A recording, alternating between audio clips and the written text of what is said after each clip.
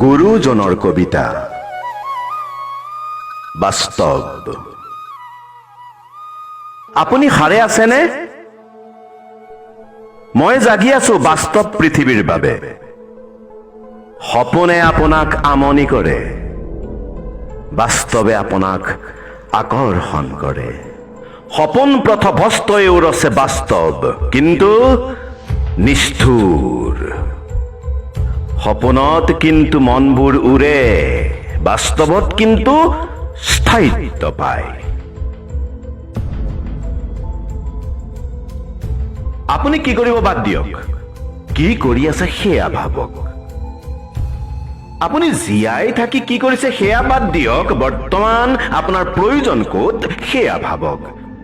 আপোনাক দুখন ভৰি দিছে, দুটা চকু, দুখন কাণ দিছে, কিন্তু সেই সকলৰ যাৰ চকু কাণ ভৰি একো নাই, আপুনি দিনত দুসাঁজ খাইছে, কিন্তু সেই সকলে যিসকলে ফুটপাথত সংগ্ৰাম কৰিছে পেটৰ বাবে, তেন্তে আপুনি কিয় ইমান দুখ কৰিছে? আপুনিতো জীয়াই আছে চলিব পৰাকৈ। কেৱল সংগ্ৰাম চলিব নিজৰ বাবে, ৰাইজৰ বাবে, য'ত হাঁহিৰ জোৱাৰ উঠিব। সংকল্প সেয়া হওক। আপুনি কাক হহুৱাব পাৰিছে, কাৰ চকুলো হাতেৰে মচি দিব পাৰিছে? বাস্তৱ হওক, আৱেগিক নহয়, হৃদয় নহয়, বিবেকক প্ৰশ্ৰয় দিয়ক। চাব,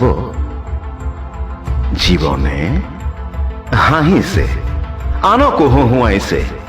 আপোনাৰ দুখত কোন দুখী হৈছে বাদ দিয়ক, আপোনাৰ বাবে কোনে হাঁহিছে সেয়া ভাবক।